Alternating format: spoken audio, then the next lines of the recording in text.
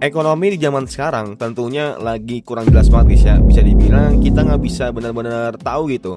Memprediksi ini aja nggak bisa guys ya. Dulu waktu zaman tahun 2022 after covid atau pasca covid, tentunya kita bisa tahu gitu.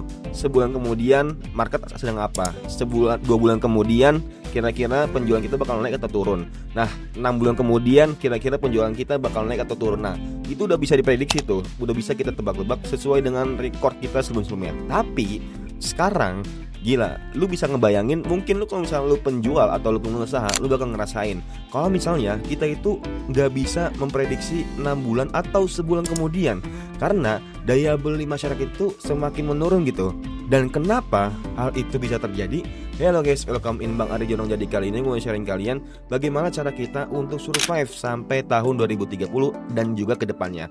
Tentunya yang pertama paling penting sebagai anak muda, jangan pernah untuk mendapatkan cicilan. Nah, walaupun lu benar-benar kepengen buat beli motor, buat beli mobil, buat beli HP segala macamnya, tapi sebisa mungkin lu pakai seadanya dulu. Kalau misalnya lu benar-benar urgent banget, nah coba lu kali-kali benar-benar berjuang dulu buat minjem ke temen lu, minjem ke saudara lu, orang tua lu, segala macamnya. Dan kalau misalnya perlu, lu mendingan nyewa aja dibandingkan lu nyicil atau beli. Kalau misalnya lu anak rantauan ya. Dan kalau misalnya lu benar-benar ngebet banget nih, benar-benar mau ya bisa dibilang lu pengen punya banget lah. Nah, tahan dulu, naik transportasi umum aja dulu. Naik ya TJ atau nggak mungkin angkot di mana-mana semacamnya. Ya kalau misalnya lu benar-benar punya uangnya cuma sedikit, coba beli sepeda aja dulu.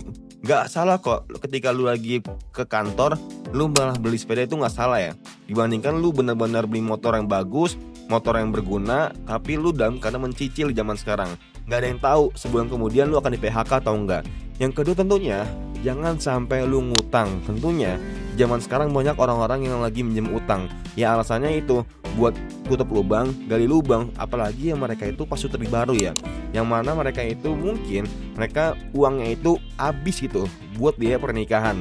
Dan tapi mereka itu nggak mikir tuh after marriage-nya itu bakal hidupnya itu bagaimana. Nggak ada yang bisa ngejamin ketika lu after marriage lu bakal benar-benar sejahtera, bakal benar-benar bagus, ekonomi membaik segala macamnya. Nggak ada yang bisa menjamin guys ya.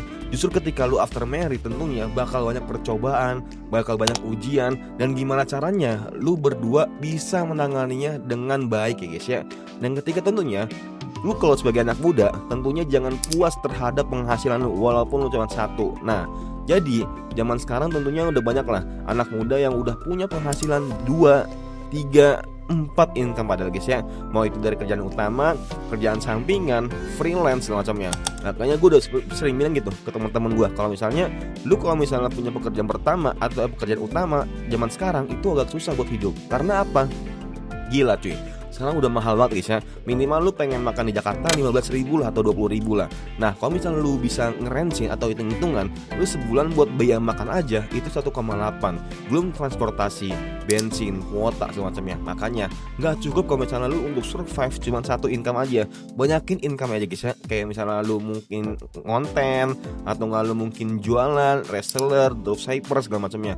Banyak lah celah-celah yang dimana lu bisa manfaatin sebagai anak muda. Jangan sampai lu gengsi, lu malu-malu gitu. Ingat guys ya, semua orang tuh gak ada yang peduli sama lu. Semua orang tuh cuma menghina lu di awal aja. Abis itu udah mereka itu bodo amat, karena mereka itu punya masalah masing-masing. Gak cuma sendiri doang, gak cuma mikirin lu doang gitu. Makanya coba mentalnya, gengsinya coba diperkuat, diturunin gitu gengsinya. Jangan sampai lu benar-benar ngerasa kalau misalnya lu seakan-akan lu tokoh utama gitu. Ya lu cuma sekedar NPC aja kalau misalnya lu menjadi apa-apa ya cuy.